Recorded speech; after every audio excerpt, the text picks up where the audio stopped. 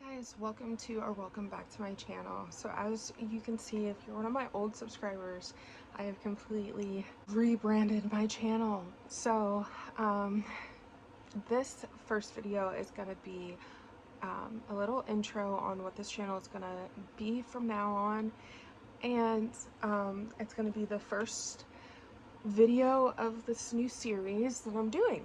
So let's just get right into what this rebrand is. So my cousin in Colorado had her triplets. Actually, I wanted to make her some special things just because she got so much love from so many other people of diapers and wipes and all of like the necessities, that I wanted to make a few special things for some very special babies. I mean, triplets is not the most common thing. So I do have a background in knitting, so I was going to knit her something, probably just some like blankets and stuff.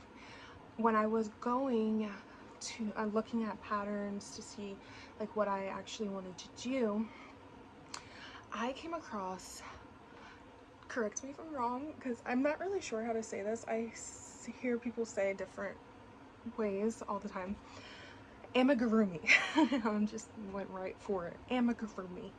I found amigurumi, and if you don't know what amigurumi is, it is a crocheting style, and it's where you make little plushy toys, just crocheted little toys or figures, stuffed animals. And so I saw this pattern for a bee, and I thought that would be so fitting for her because they own a little bee farm, and they even call each other like, well, she calls her husband Honey because of the bee farm, like.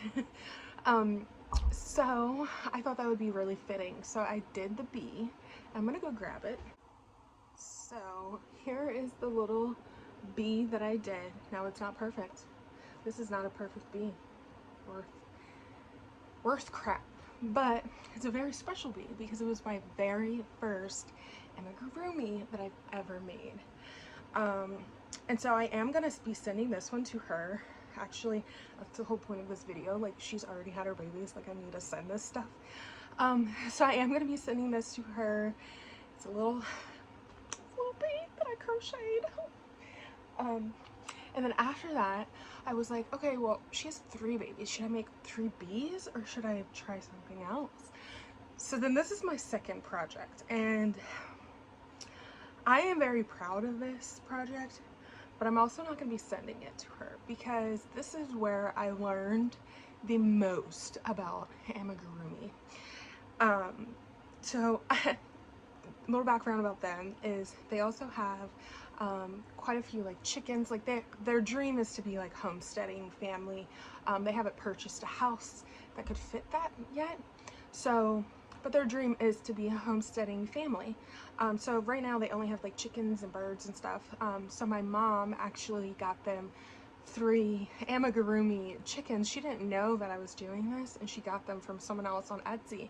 And so I was like, well, dang, you took my idea.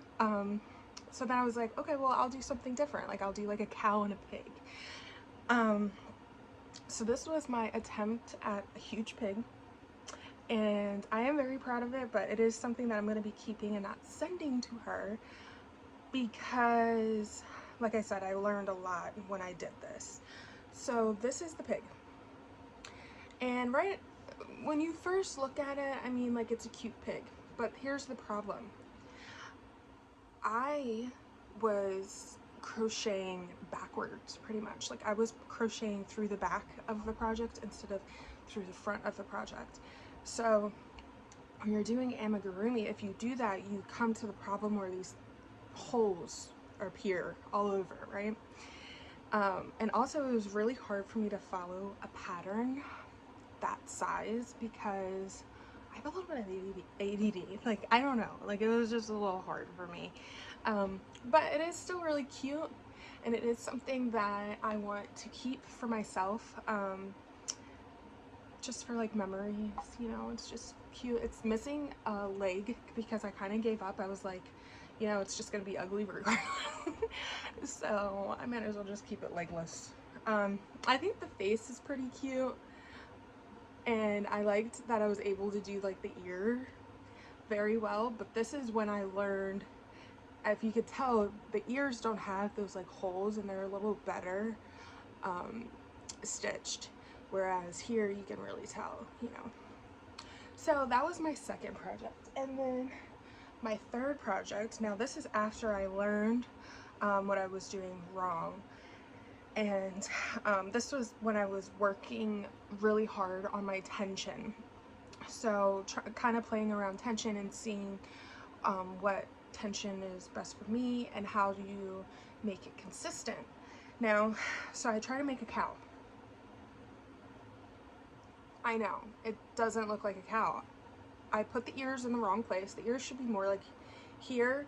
I made the horns, but I never attached them because I just kind of, I was like, first of all, I missed a row right here. If you could tell, the two legs look completely different. This one kind of looks more up, and it's because I missed a row. And again, it was all a learning experience for me. So I'm also keeping this. I'm not sending this. And I figured out that, you know, a lot of people who teach amigurumi or talk about amigurumi, they always say to start out not with a plush yarn. Now, I don't know if it's because I kind of have a background in knitting, that I can do it a little better, but I find plush yarn to be easier. And the reasons I find it to be easier is it's easier to hide mistakes. So especially when it comes to tension problems. So it's not easy to hide, like if you miss a row or if you miss a stitch or you're doing the pattern wrong, that's not easy. But when it comes to tension, it is a lot easier to hide your tension consistency. Because if you could see, I did a really good job with my tension all the way up pretty much until I got to the head. And then if you see, some places obviously I was way looser than other places. So now I'm going to show you, I've been working on smaller projects because I feel that the smaller projects are a lot easier and you get to see your finished product a lot faster. And if you have to restart, like let's say I missed a row or missed a stitch or something and I didn't notice it until the very end of the project, I don't feel as bad untwining it and restarting. So I'll show you some of those. The very first project I did when I got plush yarn was this pickle. And you could see that, and as you could see, there's no falls that you could see, and I'm sure that my tension wasn't perfect, you know, and this was definitely a learning experience too, because I wasn't following a pattern. I kind of just took what I knew and went with it. Like I know most of the basic stitches. The only thing I don't really know how to do is like granny squares. That takes like a lot. I don't know, they terrify me. It just takes like a lot. And so, but I know like a bobble, I know a single crochet, a double crochet, a half double crochet, a decrease, invisible decrease. Yeah, so I'm pretty well, I'm pretty good on the stitches. So that was my first thing I did. And again, this was a learning experience because the bobbles, you know, some of them looked really big and I didn't like that. So then I started doing smaller bobbles and I just randomly placed them. And I think next time I'm gonna like really try, because like this I didn't really try. The next thing I did was this pig, and I still have to tuck its little tail in. I didn't leave a big enough tail, which, you know, is a bad mistake, but I did leave a big enough tail. I did the tail, and then I just didn't like the way it looked. So then I undid the tail, and Barnett blanket yarn is easy to break. So if you are using Bernat blanket yarn and you're a beginner, just know that it is very easy to break. So I was pulling it all apart and it broke. So I was only left with a little bit of a tail, which is fine. I mean, I did it. I did the dang thing, but yeah, it just definitely wasn't as long as it needed to be. And I also made a couple mistakes on here too. I tried to follow a pattern, but again, it's kind of hard for me to follow a pattern. I have 3 kids and they're extremely distracting, and then like my husband, you know, like he's distracting, and then like TV and my cats, you know, they just all get in my way. But I love them. So this is the pig. As you can see, I kind of messed up on the snout, like right there. It looks like I missed a stitch maybe, but other than that, I think I did pretty good. The ears look good. Everything else looks pretty good, right? I mean, I think. And then the next thing, which this was so easy, and I kind of had to adjust it from the pattern I was following, because I felt like it was using way too much yarn for what I would sell this for. So I kind of adjusted it to use less yarn but still look cute. And what's this? It's a little octopus, whatever you guys want to call it. It's a little octopus. I'm really proud of it. I mean, I did a pretty good job. I still see a couple mistakes, you know, but it's all a work in progress. It's a work in progress. So those are the 3 things that I recently crocheted after really getting into it and wanting to start my little like crochet season of life. I mean, I don't even know what to call this, because I am like a hobbyist. Like, I bounce a lot, like a lot.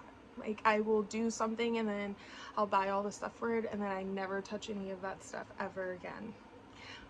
But, you know, I really feel like because I have this background in knitting, I used to knit all the time, especially when I was in high school. I just loved to knit, and I literally would knit something and then undo it so that I could knit again, because, you know, I was so young that I didn't really have a lot of money, and like, this is an expensive hobby.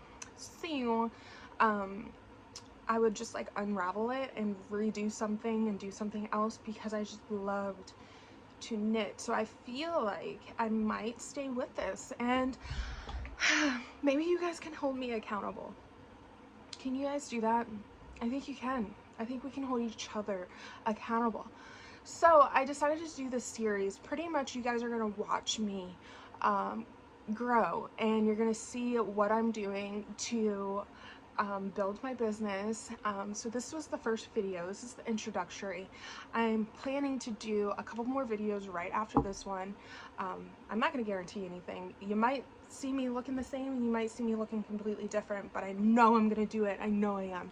So in the next video, you're going to see me buying all of my material. So I am trying to do this with a budget of $200.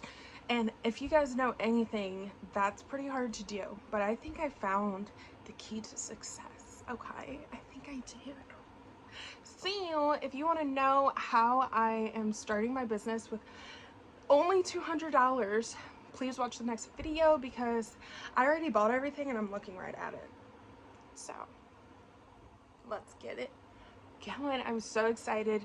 If you guys like this video, and if you're ready to follow our journey together creating a amigurumi crocheting business, okay, make sure you like this video, subscribe, and leave a comment down below, and tell me what you guys are most excited to see, or what you guys want to see.